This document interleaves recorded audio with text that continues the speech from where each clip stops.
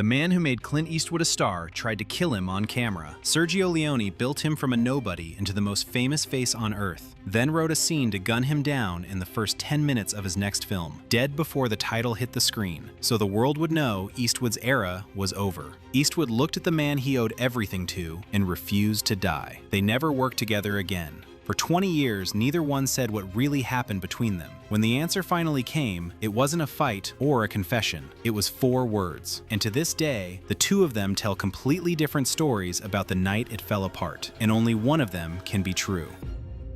In 1963, Clint Eastwood was a television cowboy going nowhere, and an Italian nobody had heard of was about to change that, then spend the next 30 years finding out what it cost him. The offer was almost an insult. My agent in Los Angeles called me up in the William Morris office and asked me if I would like to go to Europe and make an Italian, German, Spanish co-production of a remake of a Japanese film in the plains of Spain, and I said, not particularly. A Western shot in Spain on pocket change, built from a story lifted out of a samurai film, directed by a man named Sergio Leone, whose name Eastwood couldn't even pronounce. $15,000 for the whole job. No trailer, no star treatment. 8 weeks in a country where he didn't speak the language. His own agent called it a bad step for his career. He said yes anyway. Most actors at his level would have laughed it off the desk. Eastwood saw something nobody else did: a free education. He wasn't flying to Spain for the money, because there barely was any.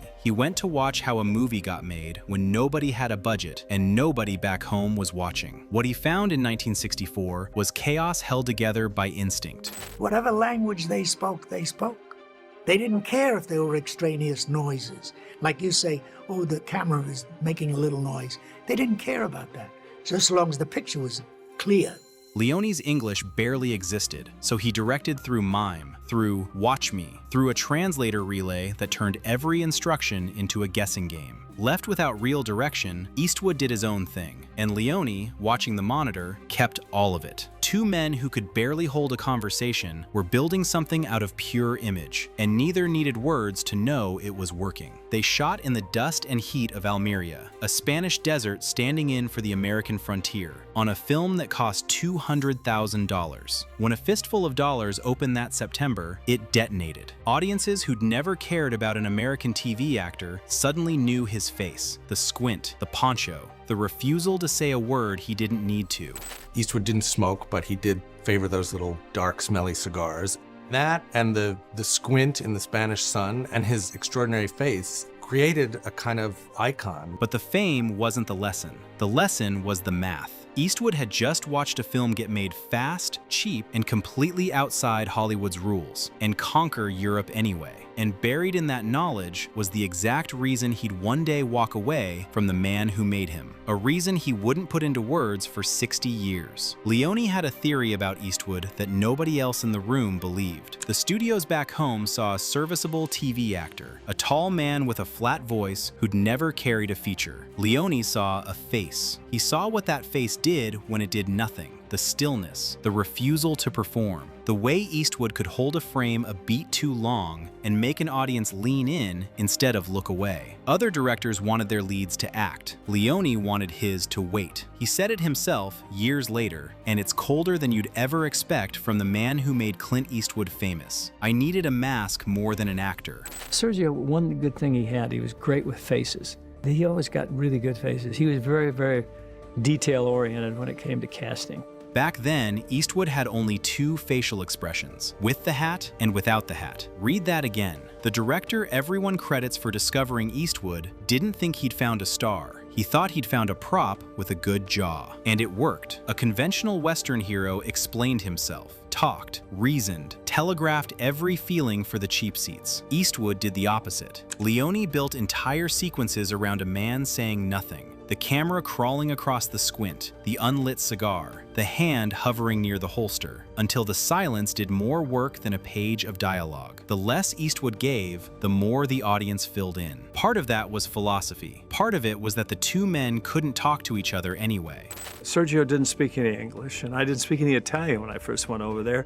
He knew goodbye and I knew arrivederci, and that's about it. The language barrier killed deep direction, so Leone leaned on image, the only thing they both spoke fluently. He framed the shot, mimed the intention, trusted Eastwood to find it by instinct. The constraint became the style. On paper, this should have bound them for life. Leone had the eye, Eastwood had the face, and together they'd invented a kind of movie the world had never seen. It wasn't friendship, it was something rarer. Two artists completing each other's instinct without ever understanding each other's words. But the thing that made it work was already the thing that would break it, because Leone had started to want something Eastwood didn't, and in 2 years, that hunger would put a piece of paper in front of Eastwood that ended them for good. By the third film, the budget changed everything. Look at what Eastwood got paid, because the money tells the whole story. A fistful of dollars, $15,000 on a $200,000 film that made Leone an international name overnight. For a few dollars more, $50,000 on a bigger budget. Two men climbing the same ladder, splitting the same fame. Then came the good, the bad, and the ugly, and the ladder tilted. The budget exploded to roughly $1.2 million, 6 times the film that started it all. And Eastwood was watching exactly where that money went. It wasn't going into him, it was going into spectacle. He was a guy who was trying to become much more of a big production type director. I, on the other hand, was trying to go for a smaller picture. Leone had tasted scale and wanted more of it. A town shelled by cannon fire, a sprawling prison camp, an entire civil war staged across the Spanish plains. The film stretched past 2.5 hours. The one quiet man holding a frame in silence, the thing that made the first film electric, was vanishing under armies and explosions. The bridge said it all. Leone blew up a real bridge with live charges. The shot went wrong, and he had it rebuilt and detonated all over again, the budget climbing with every blast. Leone saw an image worth any cost. Eastwood saw money on fire for a shot that didn't need to be that big. That was the moment the light bulb went on. Eastwood looked at the bloated budgets, the swelling run times, the armies crowding him out of his own frame, and he understood something Leone never would. Leone wasn't making movies about the man with no name anymore. He was making movies about Sergio Leone, and Eastwood had become an expensive piece of the scenery.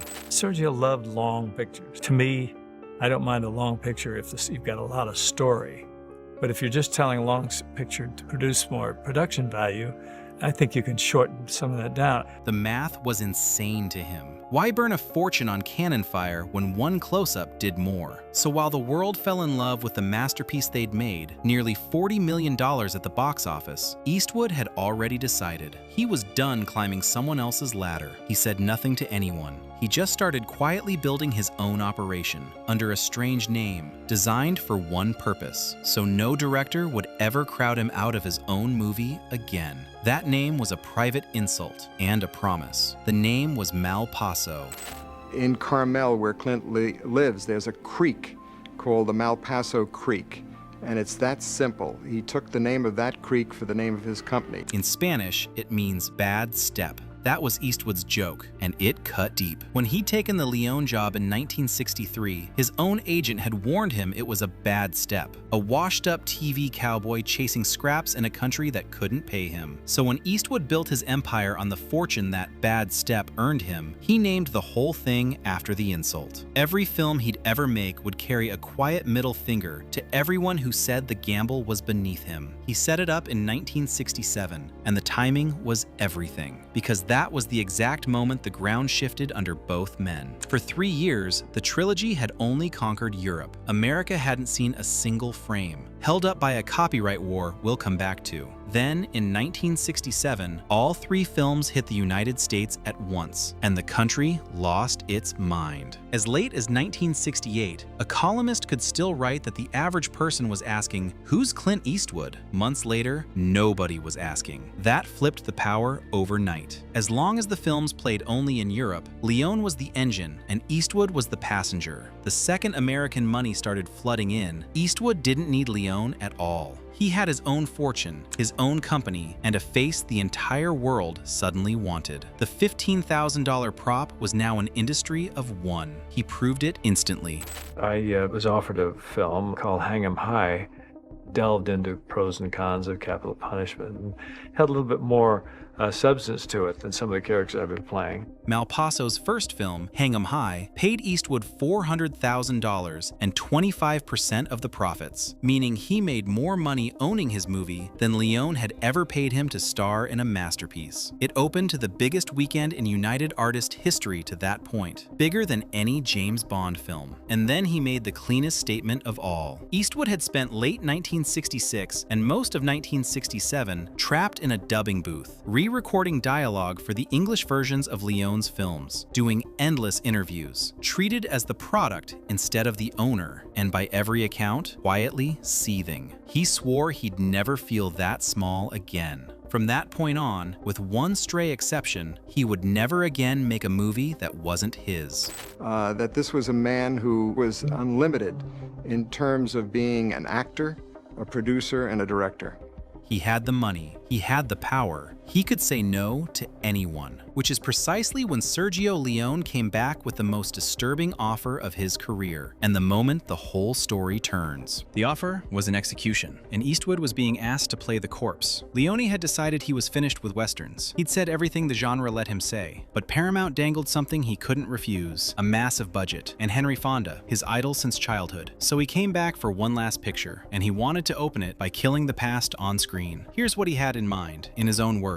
I wanted to say farewell to the three characters from The Good, the Bad, and the Ugly, and to do so in style. I wanted to say farewell to them, and to the rules of the game, which I had imposed. Sergio Leone had made 3 westerns which had been very successful globally, sort of Mediterranean spaghetti westerns with a very Italian flavor. And he wanted to say goodbye to that world by making a Hollywood western. The plan was breathtaking and a little cruel. The film would open on 3 gunmen waiting at a desolate train station for a man called Harmonica. He steps off the train, says a few words, and guns all 3 down in the first 10 minutes. And Leone wanted those doomed gunmen played by the faces that built his empire: Eastwood, Lee Van Cleef, and Eli Wallach. The Good, the Bad, and the Ugly, lined up and shot dead in the opening minutes of his new masterpiece, so the whole world would understand the old era was over. He wanted Eastwood to stand there and let the legend die. 2 of the 3 said yes. Wallach was game. Van Cleef was willing. Eastwood was the only one who said no, and his refusal didn't just cost 1 cameo, it killed the entire idea.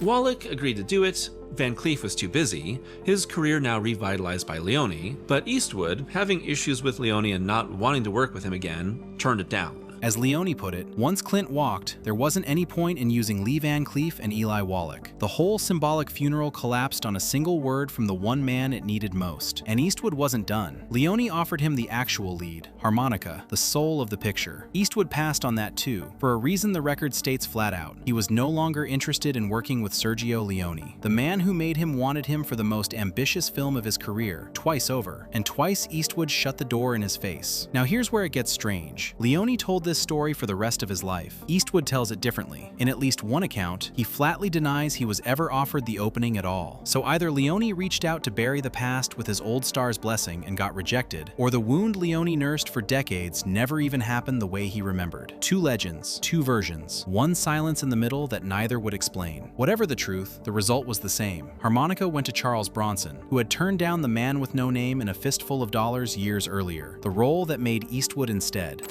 I suppose there's lots of reasons why Bronson was chosen for that part. I mean, there are stories that we're told that other actors were offered the part first, but when you see Bronson in it, you really do think it couldn't have been anybody else. The man who said no to becoming Eastwood inherited the part Eastwood refused. The wheel came all the way around. Eastwood never made another film with Sergio Leone. Not this one, not the gangster epic, not anything. The partnership that invented him ended not with a fight, but with a man refusing to attend his own funeral. And for more than 20 years, that's exactly where it stayed. The question of what really broke them hanging in the air, unanswered, until Leone was dead and Eastwood finally said it. For more than 20 years, Eastwood let the silence do the talking. Then Sergio Leone died, and everything Eastwood had buried came out in 4 words. Leone passed in the spring of 1989, his westerns long behind him. The two had never reconciled, never collaborated again, never publicly closed the loop on what split them. And here's the part that breaks the whole bitter feud story in half. When Leone was gone, Eastwood didn't settle scores. He reached back across 2 decades of distance and honored the man. It came at the end of Unforgiven. In 1992, Eastwood made the film that would define his legacy. A brutal, mournful western about an aging killer with no glory left in him. It won Best Picture. And the Oscar for the Best Picture of 1992 goes to Clint Eastwood. It won him Best Director. And the Oscar goes to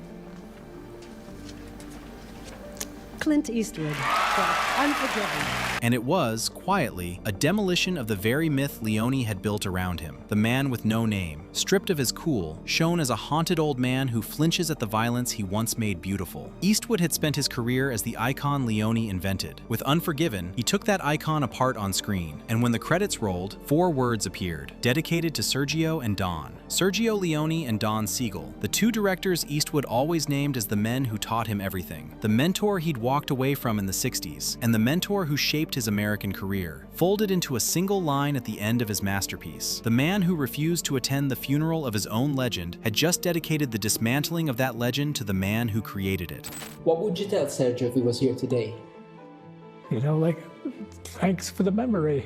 So why do it? After the refusals, the distance, the decades of saying nothing, this is the closest Eastwood ever came to explaining it. They're 2 people I'd worked with at important moments in my life, and both of them, ironically, died in the course of the last couple of years. That's why I wanted to pay homage to those 2 men who had influenced me so much, whether they had anything to do with the film or not. I like to think they would have liked the story. That's the answer, and it's quieter than the legend wants it to be. There was no blood feud. There was a young actor who learned everything he could from a brilliant, impossible director, watched that director drift toward a kind of movie making he wanted no part of, and made the hard call to walk before the machine swallowed him. He left. He built his own world. And when the man who made him was gone, he reached back and said, simply, thank you. There's even a final irony buried in it. Remember Leone's insult that Eastwood only had 2 expressions, with the hat and without the hat? Some say Leone only said that because Eastwood refused Once Upon a Time in the West. Even the cruelest thing Leone ever said about his star was really about the wound of being told no. 2 men spent decades orbiting each other through proxies and silence, and the only clean word either ever spoke was Eastwood's 4-word goodbye. He lost Best Actor that year, by the way, to Al Pacino.